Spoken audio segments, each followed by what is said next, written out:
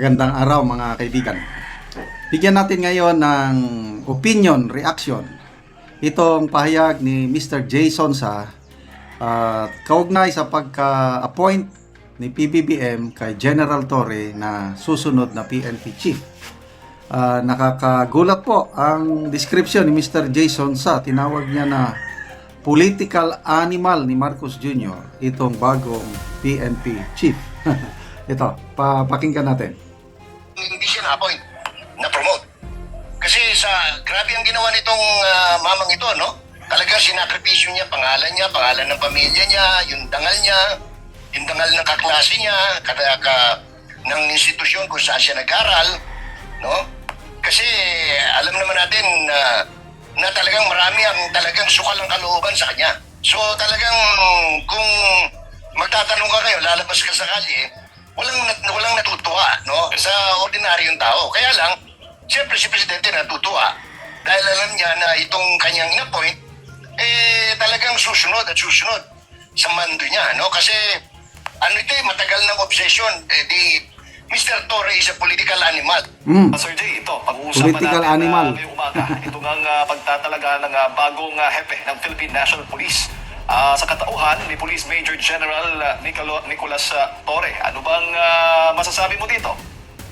Well, unang-una, ito ang kauna-unahang pagtatalaga ng isang nagtapos sa Philippine National Police Academy. Very historic ito sa bahagi ng PNPA at saka Public Safety College.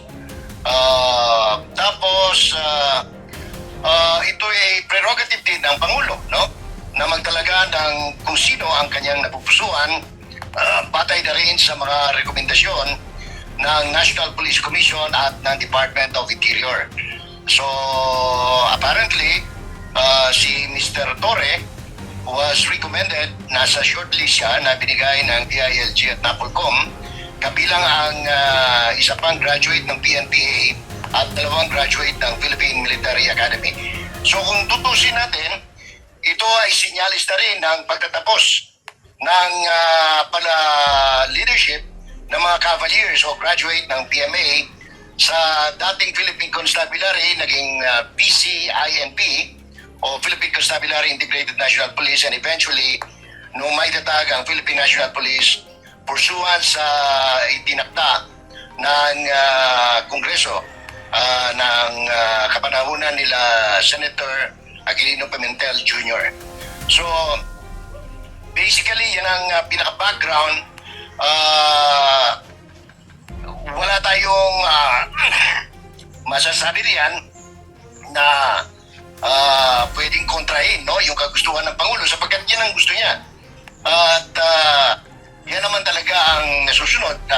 Sabi nga sa English, the appointment of presidential appointees, no, ay nasa discretion at kumbaga sa salitang kalye, sa kursunada ng presidente yan. Kaya gusto mo o may question ay wala tayong magagawa kasi yan ang option ng presidente. Ngayon, makakabuti ba yan para sa bayan? Unang-una, kalimutan na natin yung salitang reconciliation, no? Kasi yan ang nabanggit sa isang panayam, kung di ako nagkakamali, isang podcast, no, ng Katotong Tunging, no, na sinasabing gusto makipag-reconcile ng Pangulo sapagkat ayaw niya ng may kaaway, ayaw niya ng may kakontra. Pero with this development, I don't think this will sit well doon sa mga naging may sa Bisaya pa, dunay aligot-got, no? Aligot-got. Sa mga panghitabo. Galit. Among them, number one, people of Davao region, no, and Mindanao, dahil dun sa pinangunahan ni Major General Nicanor Torre III, yung raid at saka siege sa Kingdom of Jesus Christ, no, at nabulabog dyan hindi lang mga New Jerusalem o kaya religious compound ng KOJC, kundi buong Mindanao, more particularly Davao City, dahil nagkagulo-gulo nung yung schedule ng mga flight doon, may mga na-delay sa biyahe nila, may mga nagkaroon na aberya. And then, sumunod dyan yung mga tauhan ng OVP, no? Office of the Vice President, nang magkaroon ng gulo at pilit na kinukuha o inaalis sa St. Luke's Medical Center o paglilipat sa St. Luke's Medical Center ng Chief of Staff ng OBP, no, Office of the Vice President. At ang pinakamalala, at Jaden at Mar, ay yung extraordinary rendition ng isang Filipino leader who is, incidentally, in all the surveys, is the most trusted Filipino leader. Bukod doon, huwag na yung pagiging leader niya, siya ay Pilipino na ipinagkanulo sa ibang bansa, no? Sa ibang organisasyon, labas sa Pilipinas, habang umiiral naman ang sistema ng juridikatura sa bansa. So, kung usapan ay reconciliation, forget it. Wala na yun. You cannot expect people to accept with open arms and with smiling face the designation and promotion of Mr. Torre as the chief of the National Police, Jade. Considering, Sir Jay, doon po sa mga nabanggit po ninyo, linawin lang natin yung 16 na araw na pagkupkop ng mga kapulisan sa pangunguna nga ni Nicolas Torre, yun ay si Pastor ay sumuko, hindi na-aresto nila. Talagang, Oo, malinaw yun. Oo, No? kasi nga binibida nila sa mga na-aresto. pabida ni Mr. Torre na siya ang umuli. Walang ganon. Alam naman ng tao yun na ito ay malayo sa katotohanan. Kaya lang, yun nga, gimmick. Pero let it not be said na kinukusyon natin yung kanyang qualification, no? Because he is qualified to become a national police chief, no? Depende nga sa panlasa ng Pangulo.